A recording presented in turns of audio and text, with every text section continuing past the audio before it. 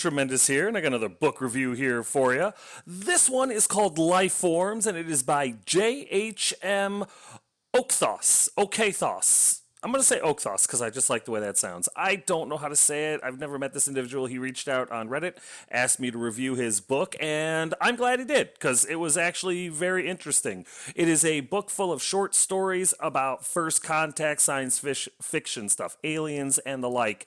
And I enjoyed it. I really did. I ended up getting it on Kindle for $2.99, which really isn't that big of a deal at all. And you can get it on paperback form for $4.11. He does have another book out called OMO. I don't know anything about it. It looks like you can get it Kindle edition for about $3 if you're interested. The link to his book is in the description below. This book was about 294 pages and was published November 5th, 2018. It is currently in the science fiction anthologies, First Contact Science Fiction, and Science Fiction Anthology Books, sections of Amazon. So, yeah.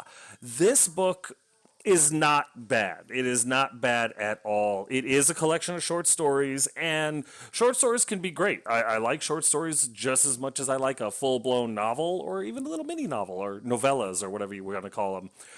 This one, they're all very good. There's 3, 6, 9, 10, 11 short stories in this one, basically. And they're all very clever, very imaginative, very original. In my opinion, I'd never seen anything or read anything like them before. Some of them are a little bit more out there than others. But the problem that I have is out of the 11 or so stories, only 3 of them actually have a beginning, a middle, and an end. The other 8 or so just kind of end abruptly. A short story is a short story. That's just it. It's a beginning, middle, and an end. 8 of these stories don't have a beginning, a middle, and they have a beginning, they have most of a middle, and then they just end. It's just literally you run out of tape. It's a little frustrating because it's disappointing. I guess frustrating is not the right word. It's disappointing because they're good. You find yourself, it's like just as you're starting to get into it, just as you're starting to really chew through the pages, it ends. And you're like, and there's no closure, there's no satisfaction or anything like that. It feels like 8 samplers to better stories and 3 pretty good short stories. So I think the book is a little misleading, in my opinion. It says it's a collection of first contact science fiction short stories, but really it's 3 short stories and 8 samplers to stories that I really hope the guy goes back and redoes and really fleshes out and realizes, because the stories, all of them, all 11 of them are really good. I enjoyed them. I thought they were interesting. It's just I couldn't get past the disappointment of 8 of them, just the rug being pulled out from under me.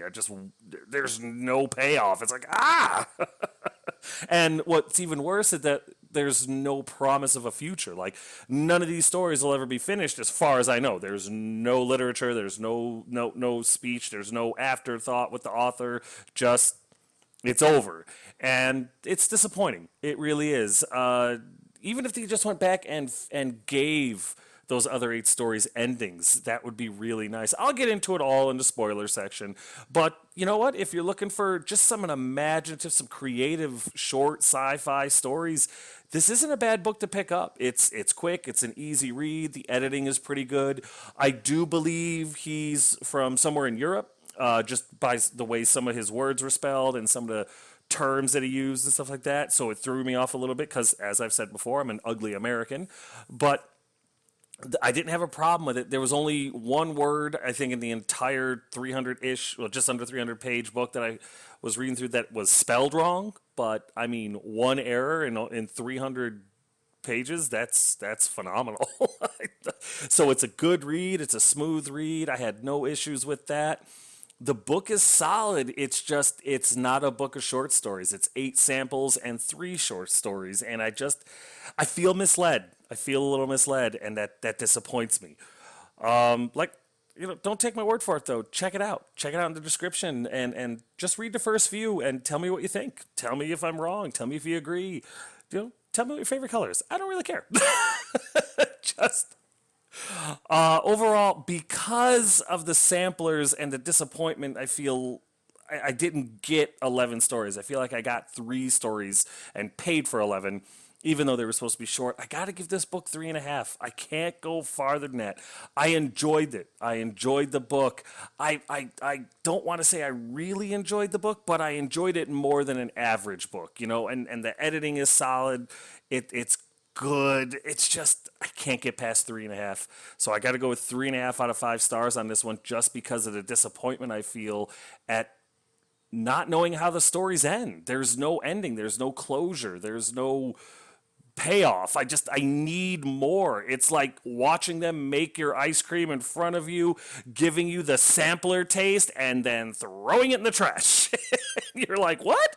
And then asking you to pay full price for the experience. It was really disappointing for some really good stories. I really hope the author goes back and fleshes out the stories that didn't have an ending, or just picks one and writes a full-blown novel out of it, because I would read the hell out of that. So yeah, 3.5 out of 5 stars, and that's where I'm gonna have to go with it. I'm gonna go ahead and throw up an ad, play a spoiler, and then get into the spoiler, or a spoiler alert anyway, and then get into the spoilers. So buckle up, because it's gonna be a longer one. It's a lot of stories to go over. Hey, also, everybody knows that just finishing a book isn't the entire battle. You gotta have an editor, otherwise there's a good chance your book is gonna be awful. So if you're looking for one, my editor, elatoria at Fiverr.com, is available for a very good price. If you want, go check her out. Spoilers are coming next, so if you're still here when the music stops, that's on you. Alrighty, you're still here, which means you want to hear the spoilers, which I can respect. So the first story is called the Deli Protocol, and it's basically humans got first contacted by a bunch of aliens that are mostly lights, and they were basically impervious to everything. We would get close to them, and we would kind of like break apart and then come back together and be no worse off for the experience. It really freaked a lot of people out, and they were in, obviously, Delhi for a while, New Delhi, I guess, and people panicked. Humans freaked out. The aliens weren't communicating with us. We couldn't figure them out. We couldn't really tell what they were or what they were all about, but they were just kind of roaming around our streets, and people freaked out. So they mostly, kind of, sort of, not really though, evacuated Delhi and nuked the hell out of it. This, of course, made the aliens leave. They didn't kill them, didn't hurt them as far as we know, but it made them run away. They left our planet in a hurry, and since then, we'd never seen them again.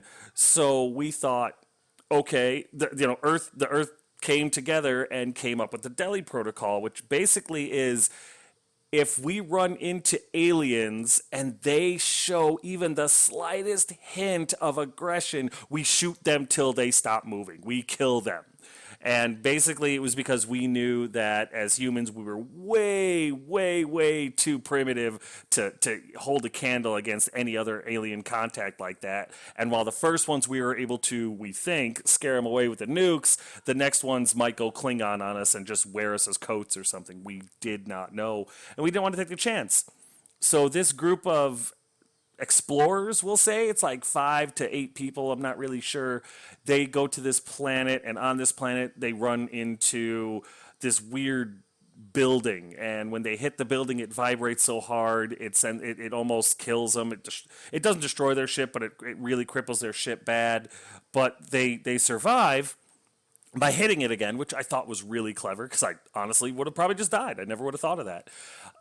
And of course, this summons this basically full-grown tree dude. It's a Trent or a Groot, whichever term you're more comfortable with.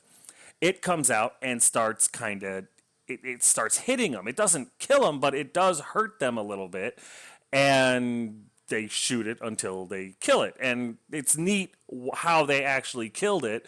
It's not what you think right away. And I like that the payoff and the mystery is figured out really quick. But these humans are kind of vile. They're kind of awful people. And they come to discover that this alien that attacked them wasn't really attacking them. Their scientist believes they were trying to give us energy, and energy to this thing is movement, is imparting, your friction onto something else, because it was one of a kind, it was the only species, and it was using its weird vibrating thing to summon more aliens to it so it could learn from them and stuff like that. So basically, the alien had evolved to be peaceful with other aliens while humans just, murder, murder, murder, kill, kill, kill, which I could see it. I could see it. But just as it's getting good, just as you're really getting into it, and you start sinking your teeth into the story, it just ends. It's just, and that's it. Bye. So you don't really know what's happening. You want more. It leaves you wanting so much more. It's so interesting. It's so well written. It's so well fleshed out. And yeah, there's no ending. There's no closure, nothing. That's literally where they get ready to go inside one of the structures, and that's really where you're left. It's like getting punched in the stomach. That's it. I wish there was more to tell you. But the next one is Daylight Robbery, and that's another one where basically some aliens showed up and took all the metal from the planet. Everything that was made, almost everything that was made of metal was taken away from the planet all at once. Like people, one day you're sitting there and you're just munching on your sandwich in the park. The next minute you're on your ass because the park bench you were sitting on was made out of metal and it's suddenly gone. Well, there's these teenagers, and they're a couple, and they were out recording something with like a 35 millimeter camera. Why the camera didn't get taken and why they still have to film and everything like that is never explained. It's a short story, so I can forgive it. But basically what they caught was these weird gyroscopic looking aliens coming down to our planet and just taking all the metal really, really quick. All different sizes, but the shape is pretty similar everywhere. And just all the metal's gone. So all the buildings go away, just crumble because the rebarb into concrete and, the steel girders, all of it's gone. Weapons are mostly gone. People, they got sharp sticks and stuff, but bicycles, lead, everything, metal is gone off the planet. And while not everybody's dead, a lot of people are, and they're trying to rebuild. Well, these teenagers were recording at the time of this attack because it took less than a second for it to all just kind of go away. And they were recording with the 35 millimeter camera with a little crank on it, and she was going really fast with it. The female was trying to catch a slow motion shot, and she accidentally caught images of the aliens. So she's trying to get to a major city to talk to the surviving scientists so that they can know what happened, basically, and maybe we can make contact with these aliens and get our metal back or something. But that's what their hope is. And they end up running into this guy Lenny, who is going to the city to try to get a job as a horse and buggy driver now that the cars are all gone. And it's a real weird situation because they find some bikes that were handmade, not with metal. And they're like, cool, we got enough bikes. Well, sure enough, they get robbed. Another group of people show up and say, we want those bikes. And they've got wooden sticks with points at the end. And they're like, it's loaded. And they're all like, no, we're just kids. And Lenny is kind of like, yeah, that's fine. Leave me a bike and you can have the other two. And I don't care what you do with the kids. I got to get to the city. And the kids are all betrayed. And they're like, no, but whatever. And then the satchel that has the tape with the alien stuff on it, they're guarding, which of course the people notice. They take from them, and they look at the tape. They can't see anything on it, and they just kind of throw it in a puddle somewhere. The end.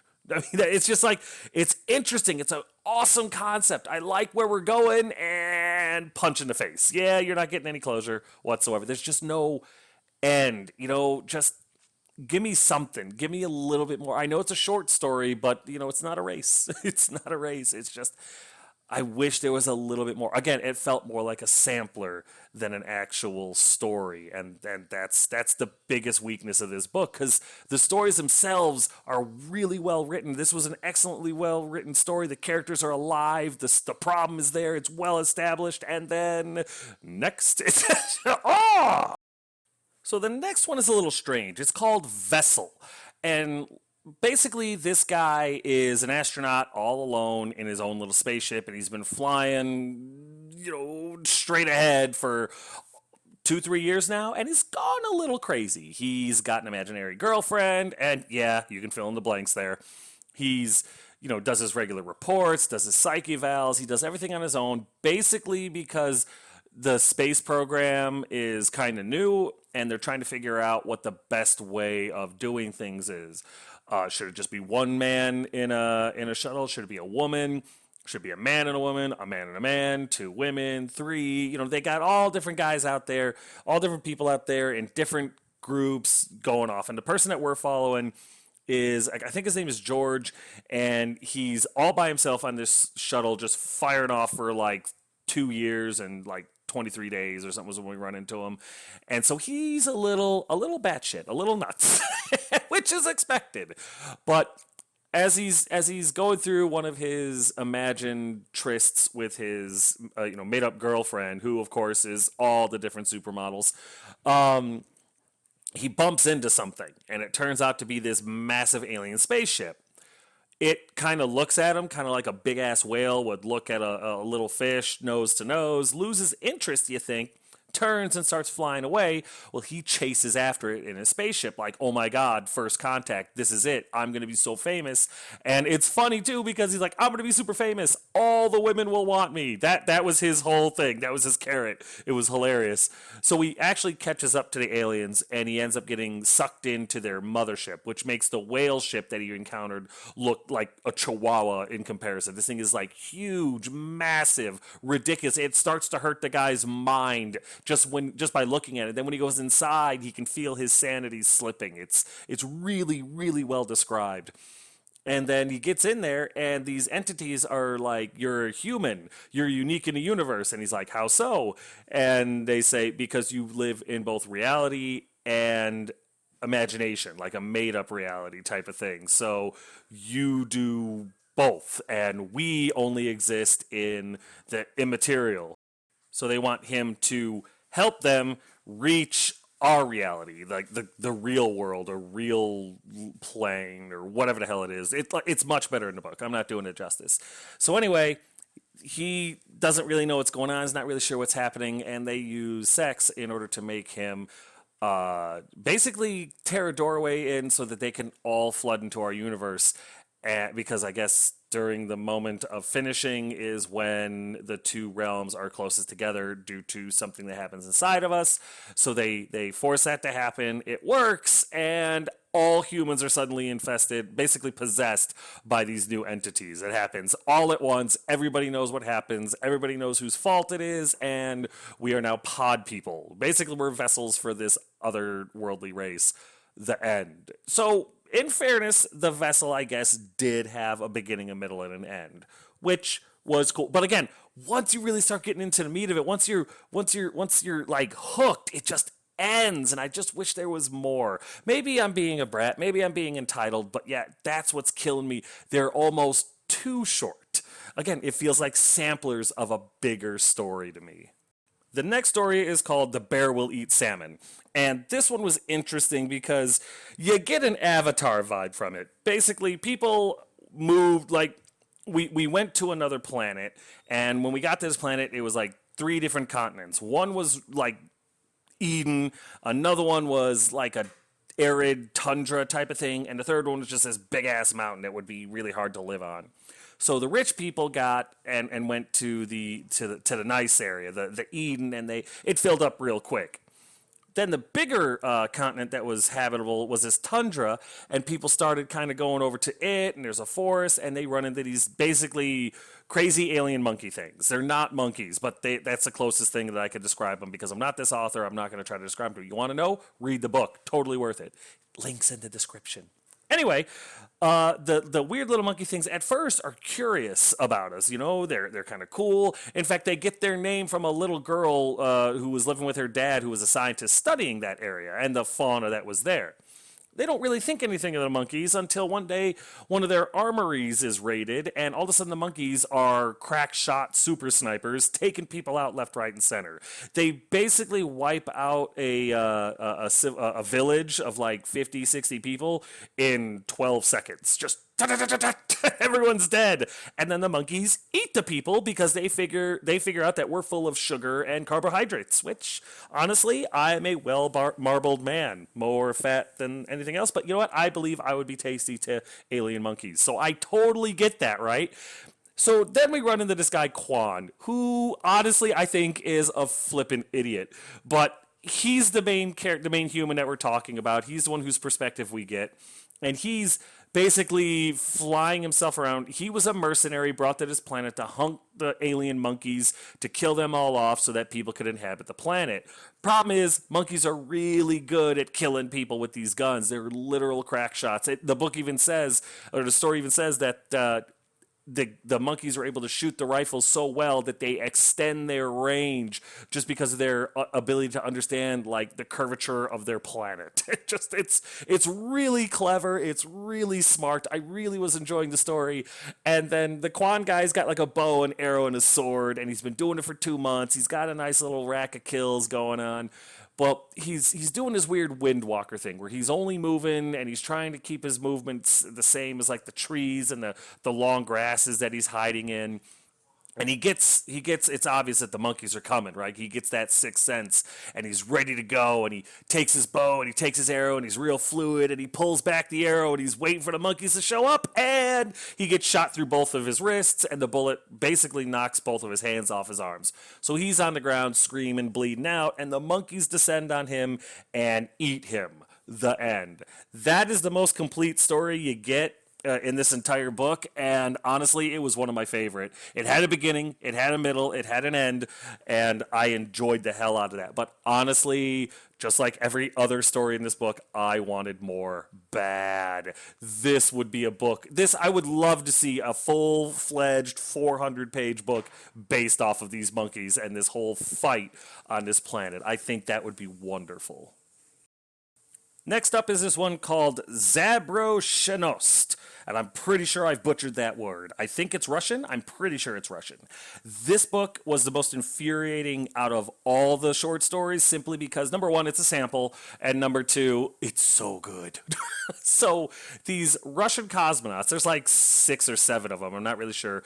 They've been on this 3-year mission, gone. They went all the way to the opposite side of the solar system, found evidence of alien life, and were bringing it back so that Mother Russia could, contact the aliens and yada yada yada. Life is wonderful. They're in a super sophisticated spaceship with a propulsion system that is unheard of. Capitalization, I don't know, something with a C. And anyway, they get back to Earth, and they're about 10 million kilometers away or whatever it is, and they start communicating back with Russia, and they're like, hey, it's us, we're back. And Russia's like, new phone, who this? Like, who are you and why are you showing up? And they're like, what are you talking about? We know you. We know this, that, and the other thing. We're all about you. What are you talking about? They're like, we don't know who you are. So there's like a fighter escort. It takes a long time, but they finally agree to let this ship into our atmosphere and land because they're threatening to shoot them down and everything with Earth defenses, whatever that is. So the astronauts are really confused. Cosmonauts, I guess they would be. And they're really confused, like, what's going on? We know you. They have intimate details about a lot of the people here, which is what convinces the Russians at some point that maybe they know something, but there's no record of these people on the planet. Their wives and stuff like that, and husbands and significant others don't know who they are. The kids that they have that they think they have don't exist anywhere. So they land and they all get split up and everything, and everyone's like, you are human. Like, they run a bunch of tests and check everything out and stuff, but they're like, you're definitely human, but there's something altered about you. We're still trying to figure it out. You're not 100% human, and nobody knows who you are. In fact, the ship that you showed up in is not human made. We don't the technology you use for propulsion, that's something that we're still talking about on napkins at cocktail parties. We're nowhere close to what you actually have. It's blowing our minds. And so they're like, yeah, take the ship, tear it apart. In fact, our engineer could probably build you one with spare parts. That's how well we know the ship. And so, the Russians obviously have them do that and everything, but eventually, a lot of the stories do that. It all kind of boils down to sex. The cosmonauts, one of them kills themselves. The other ones are like, hey, we think we get it. We think we were manufactured by aliens to infiltrate humanity, to breed with them, to see if we could breed with them for whatever reason. And so crazy sex parties start happening, where the Russians introduce sexual partners to him and all this stuff. Well, this one guy, Igor, it's always friggin' Igor, man. He decides, nope, I'm not having it. I'm not going to be a part of this. And he sees a way to get away to basically, because they're stuck in this town, and he's not 100% that they're aliens. He thinks maybe that the aliens have made up this Earth to fake them all out in order to figure something out. And I'm not really sure what that is, and it's never really fleshed out in my opinion, but Igor's like, screw this, I know I'm human, I'm GTFO, and he basically steals a car, wrecks it about a mile down the road out of this town, and starts running through this snowy field trying to get away from the guards that are trying to recapture him. And that's where the book ends. It's just like, just let him be shot and killed, but just something, give me more, you bastard. So, like I said, it's probably my least favorite story because it's my most favorite story. I want to know, and I never will. Damn you, sir. Finish the story. The next short story, quote unquote, is called Preface or Preface or whatever you want to call it. And basically, it's the story of pseudo Bill Gates, if all of his ideas came from aliens. So the main character in this one is a biographer. He's writing the story of this guy called Kazan who made all this crazy technology. Basically, it started off as a contact that you put in your eye, and it gives you a heads-up display, which it's basically Google Glass in your eye. Then they put these little stickers on your temples, and you can interact with stuff through your thoughts. And then they did one with your spine, and then they did one with your senses. So basically, everything that you think, want, or desire is immediately available to you. And it's really cool sci-fi tech. I love the idea. I love the concept. And it's all designed and created by this guy. Well, towards the end of his life, just before the guy offs himself, he calls his biographer over to his house. And of course, he's got all the money. And he calls the guy in there and he's like, everything that I've done as crippled humanity, I thought I was doing a favor, but now we're so pampered, nobody thinks for themselves anymore. We just, everything is taken care of for us. We think it happens, and it's frustrating. Humanity is now stunted by this technology, and that's my fault. What have I done? And the biographer's like, what are you babbling about? You've made humanity better in every way. The world is great because of you. And dude's like, no, that's just it. I never invented any of this stuff. Every couple of years, I get a message that I have to decrypt with all the blueprints and technology from, I think, aliens on this old, antiquated computer. And he shows him the computer, and obviously there's nothing on it.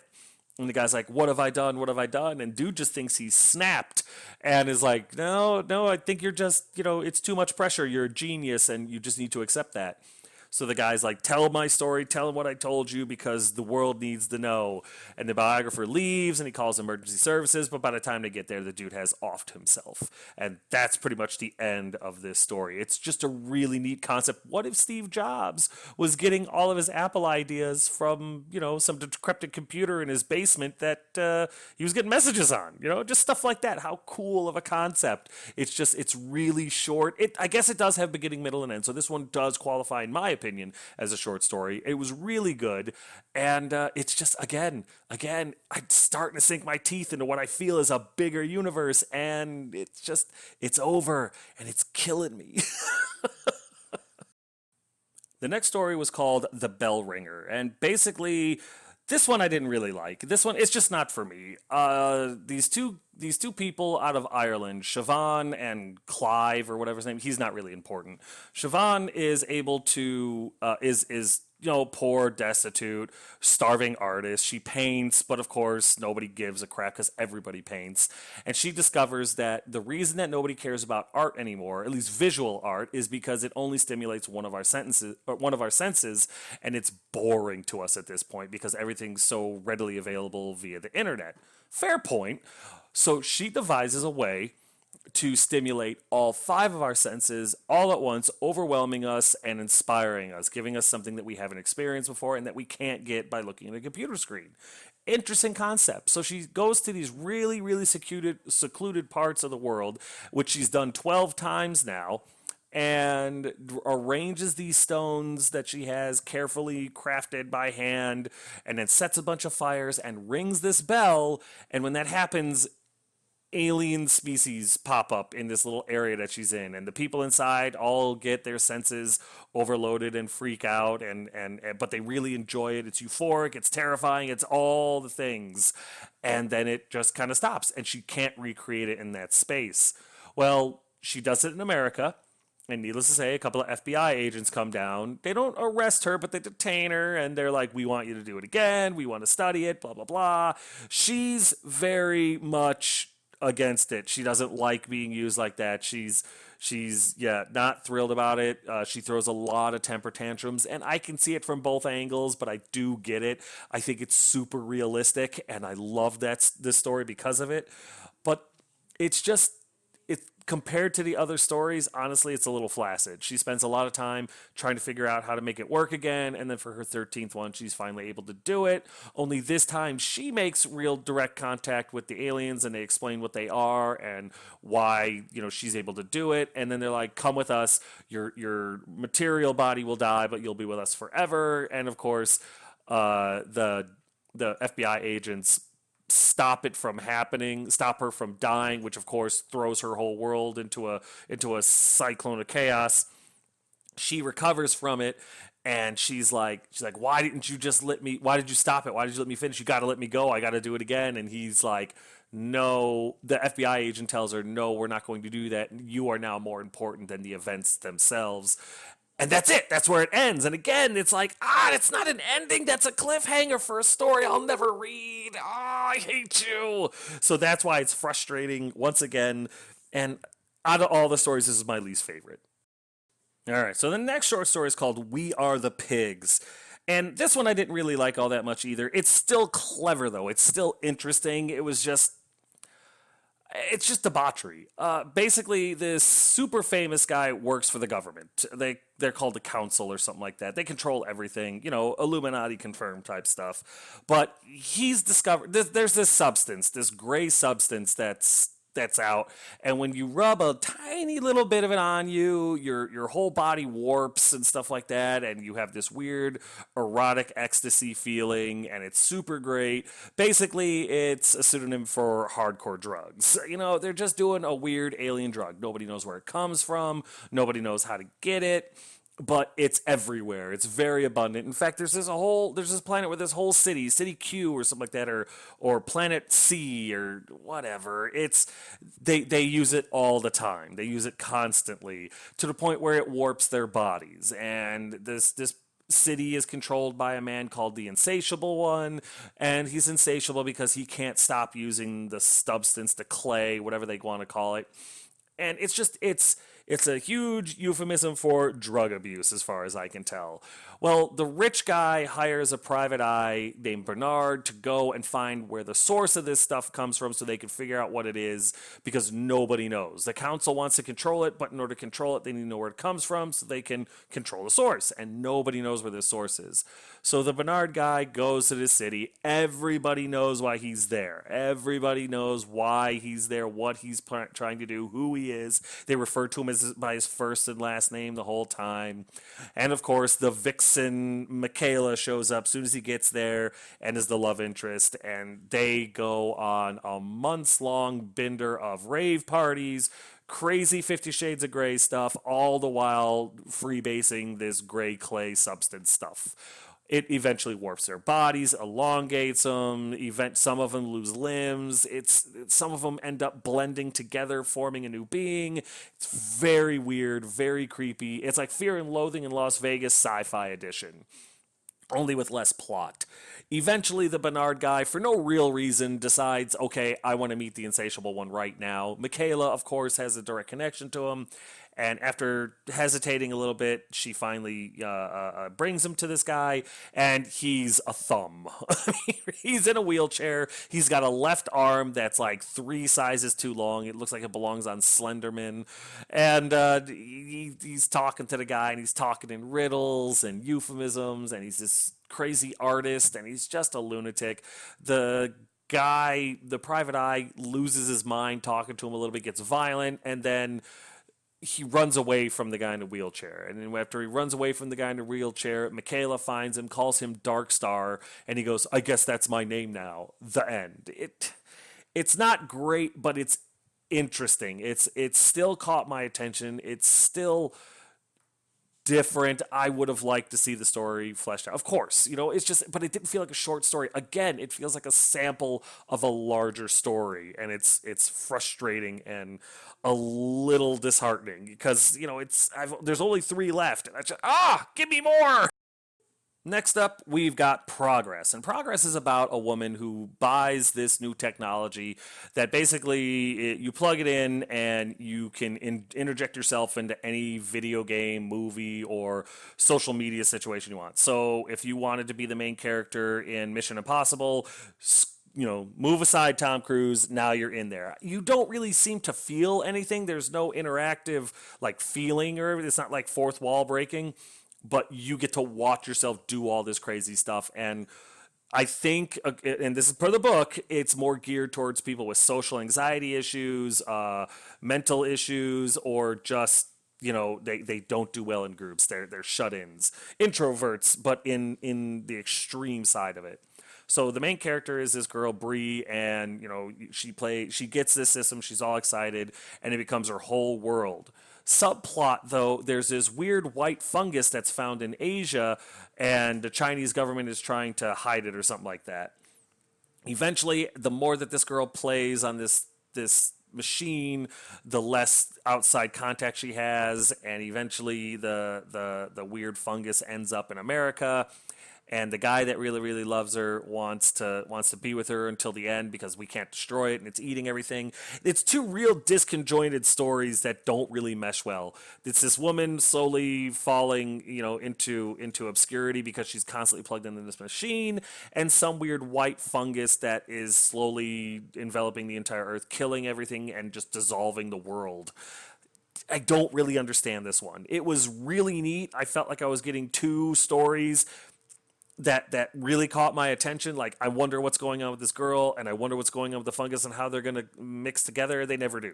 They never do. It's just, in the end, the guy who really likes her wants to die with her, when the fungus gets him, and she decides to log into a video game and play as the heroine against the fungus that's attacking her.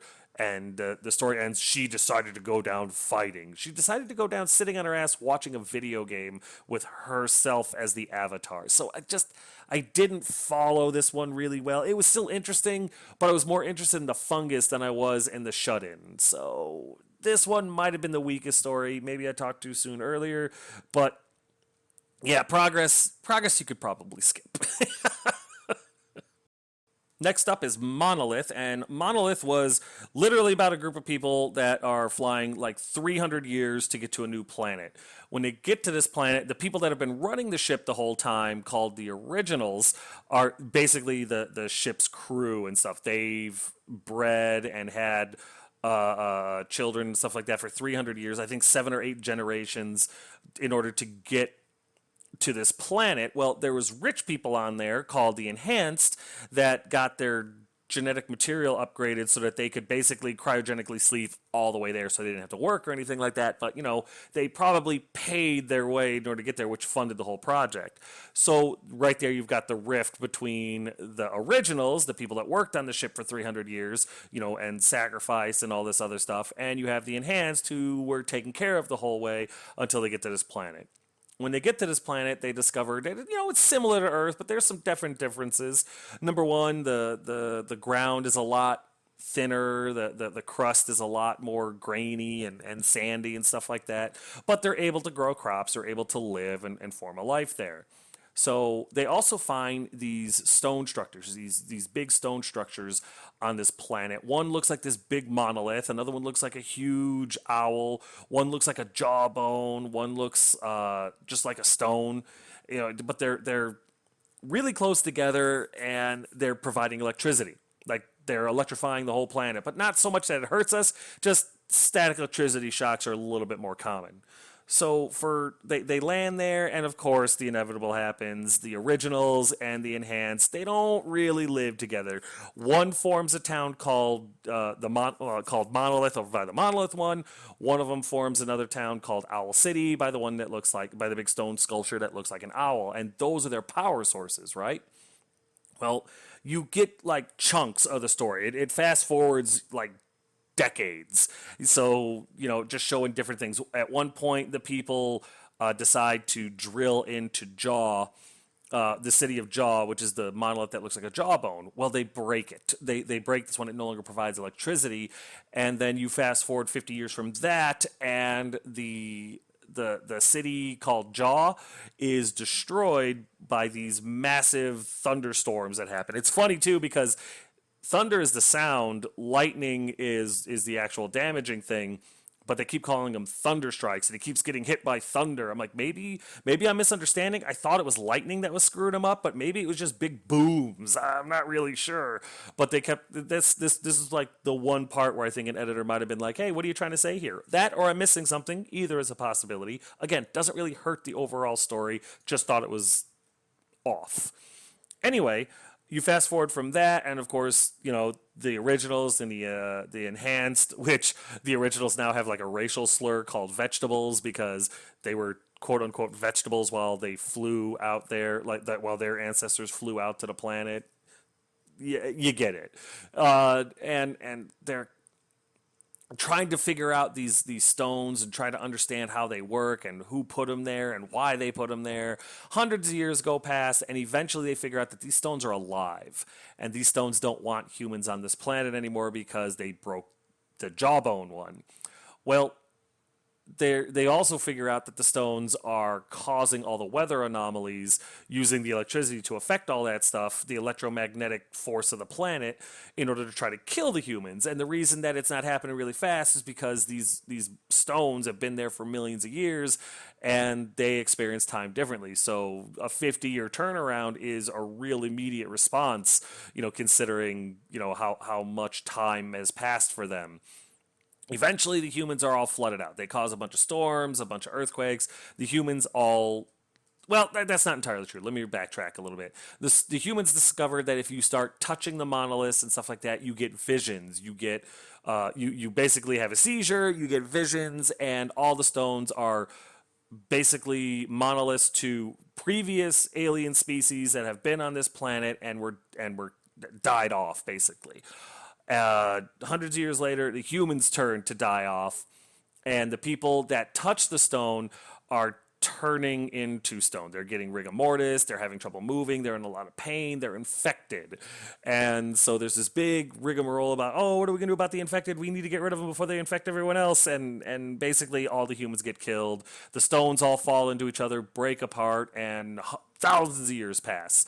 Thousands of years pass, the storms all let up, and when the sands shift away, instead of Jaw, now there's a bunch of there's a big stone that looks like a human head, and it's sentient. It's like, what am I doing here? What's going on?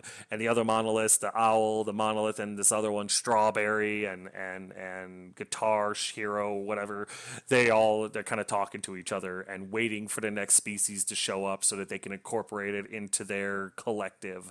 It's very interesting. I'll even say that this one was a full story, beginning, middle, end. Probably the most complete story out of all of them. And I enjoyed it. I enjoyed it a lot. I thought it was an interesting concept. Kind of like a really, really huge Venus flytrap. I got a kick out of this one. The final short story in this book was called Free as a Bird, and this one's a little weird. Go figure, right?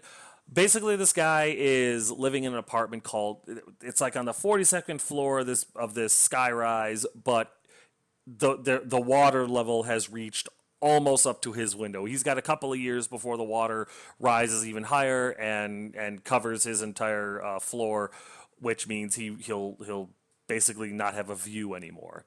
And his entire purpose in life is to save up enough money to buy a car. And basically, this car is just a pod type of thing that flies around the planet, and you never come out of it. You eat, sleep, poop, and die in this thing. and they're super expensive. They're hundreds of thousands of dollars, credits, whatever.